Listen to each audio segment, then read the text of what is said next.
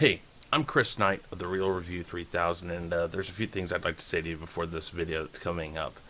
First off is thank you to all the subscribers who have subscribed so far. We thank you very much. You guys are a great group, and you are what have made this channel a success so far. We're always looking for more, so if you know anybody that might like our videos, please pass us along to them so perhaps they might subscribe too. Also, remember to leave a comment down below about this video. But just so you know, this video is going to have about a minute of video after the intro that was aired on August 1st, 1981 at 12:01 Eastern Standard Time.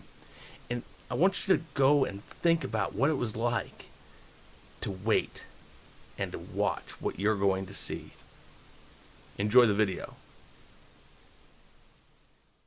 How can you have a birthday when you're already dead? I'll tell you all about it.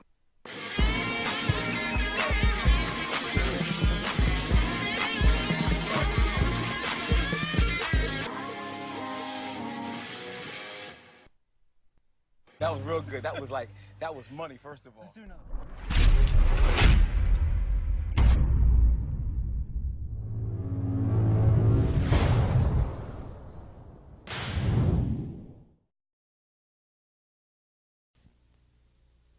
A few seconds away from switching to the redundant sense sequencer. T-minus 27 seconds. We have gone for redundant set sequencer start. T-minus 20 seconds and counting. T-minus 15, 14, 13. T-minus 10, 9, 8, 7, 6, 5, 4. We've gone for main engine start. We have main engine start.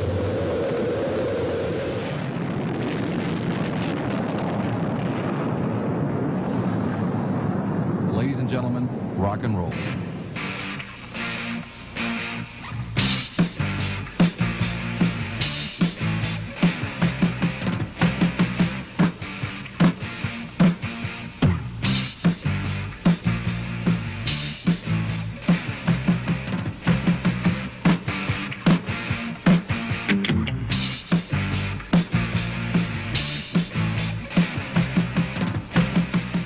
Hey everyone, I'm Chris Knight, and you are watching The Real Review 3000. Here today with kind of a retrospective of MTV. Today is August 1st, 2019, and exactly 38 years ago, in a few hours, MTV launched in the United States. It was August 1st, 1981 at 12:01 Eastern Standard Time. And looking back on it, there were a lot of things that MTV offered to kids and to youth and to teenagers. It wasn't a new concept, so like bands like the Beatles had done A Hard Day's Night. Paul McCartney had done Give My Regards to Broad Street, and other bands had done similar biopic type things. And in the 70s, the late 70s, they started doing commercial time for bands to play their videos. Their promotional videos is what they called them. And then Michael Nesmith of the Monkees in late 70s came up with this idea they called pop clips, which would buy commercial time and put videos from bands on TV to help promote them. He believed that bands needed to get with the video age, and he started doing these pop clips for bands. Now, it wasn't even his idea originally. He just got in on it, and then it kind of got taken from there. Basically put steroids into it, and you got MTV. The first 24/7 music video channel. Didn't have reality television. You didn't have these MTV Cribs, Pimp My Ride, or anything like that. It was music television. That was it. Videos of your favorite bands and your favorite artists doing your favorite songs. And that's almost how you had to find out about a song. You know, they would have it for a week beforehand. We got a premiere coming up this week by so-and-so, or we've got a premiere coming up tomorrow night. Come and watch it, or tomorrow afternoon. And that's how they kept you. And you would sit on the edge of your seat, and you would wait to see this music video. And that's how you got your music. You know, my parents and people, you know, that age got their music from the radio. And while I used radio as a kid and all that, we got our news and our music stuff that we wanted from MTV. Because everybody seems to know what the first video was on MTV. It was the Buggles' Video Killed the Radio Star. But the second video was Pat Benatar's You Better Run. Now, not too many people know that. Also, another interesting fact about MTV. They used a VCR, yes, a VCR, to play the music videos originally. And then, in order to do that, they had to sacrifice something. And that something is that after every video, the screen would go black for just a few seconds or a few minutes, you know, just a few seconds there for the person in back with the VCR to change the tape out, put the tape back in, and start it up. These are things people don't get anymore. Like, children who were born after 2000 have never seen anything like that. They don't have to wait for anything. It just comes right there. You can go on YouTube. You can go and see any video you want instantaneously. Back then, we had to wait. And you didn't get to see it over and over again. You had to wait for it to come back on. In this world where everything comes at you instantaneously, it's hard to explain to people who haven't had to deal with wait. You knew people were going to have new videos, but you had to wait for it.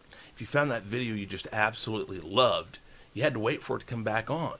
And sometimes it'd be hours, sometimes days, depending on the band and how good they were, until you see another video by them or see the video you wanted. And it was kind of like, you know, when I was growing up, you had to use a tape to tape your favorite songs off the radio. That's how you did it, because you couldn't afford a record, or you couldn't afford the tape, or your parents wouldn't buy it for you if you were too young. Well, the same thing. If you wanted to watch a video, it took until people had VCRs in their houses to record the video. And you'd be sitting there with that record on pause constantly, going like, wait, no, is this, yeah, this, no, not this one. And you'd be waiting and waiting. I remember, I think it was December, I want to say December 2nd, I'm not positive, I think it was December 2nd, 1983 or 1984, I think it was 1983. Michael Jackson premiered Thriller. I remember watching Thriller, which was a mini movie, as you would call it, and these things were amazing. These people put time and effort and thought into them. The first videos, they were just throwing stuff up on screen because they were like, well, we just got to fill time for this video. And you could walk around acting like, you know, you're walking around your neighborhood, and then maybe a horse will drive, you know, walk by or something. They were just throwing stuff out there. Then people really got smart and said, hey, if people don't like our video, we're not going to be able to continue to make music. So then they hired directors, and they hired producers, and they hired script writers for these things. And then you started getting stuff like John Landis's Thriller. And it was a mini movie. And Beat It, and Billie Jean, and all these other movies, or not movies, but videos. And it was just an amazing thing. And we lived with this, and we sat on the edge of our seats for years and years and watched MTV blossom into this crazy world. I remember when rap took over in the 90s. I remember where hair metal was the main thing. And then they started throwing in things like Pimp My Ride and Cribs, which was okay because it was still music-centric. And it took you into people's houses so you could see this stuff. And then all of a sudden, late 90s and stuff, they started throwing in things like, you know, Road Rules, The Real World. And when they did that, they started going away from it. Teen Moms came in. And all of a sudden, there wasn't any real room for music on MTV. TRL, which they shortened from Total Request Live. Total Request Live would be almost like a top 10 thing with the top 10 most popular videos of the day. And they'd play the video all the way through. Well, as time went on and more and more reality shows came into MTV, they actually shortened it down where they just show you a clip of the video. And then before long, they just talk about it. And then in 2010, Music Television, which is what MTV stood for, and that was the name of the channel for till 2010, became MTV. And they took the music out of Music Television. When they did that, a part of the people like me, the people of the 80s, the kids of the 80s that grew up with this thing, part of us died because this was a part of our lives. We kind of grew up with it. It was where fashion came from. It was what made you cool because, oh, I saw that video. I saw this video. Oh, yeah, I know this about this person because I saw it on MTV. Or the VJ told me this. The VJ told me that. VJ, for those of you who don't know, it's a video jockey. And that was another thing. You had great personalities. The original 5 video jockeys, or VJs, were Martha Quinn, Alan Hunter, Mark Goodman, J.J. Jackson, and Nina Blackwood. These were all people who were really big and popular in the music scene in 81. And they stayed popular for quite a few years because of MTV, because this was what they did. You woke up with one of them, and then you went to sleep with one of them because they were right there. And you watched these guys, and everything came from that. You had Saturday morning cartoons, and you had MTV. It was like the things you needed. And like I said, when they took away the music and they made it all about reality, reality has now killed the video star. So we started with the Buggles, video killed the radio star, and now reality has killed the video star. You still get videos, they're on YouTube, and I'm okay with that.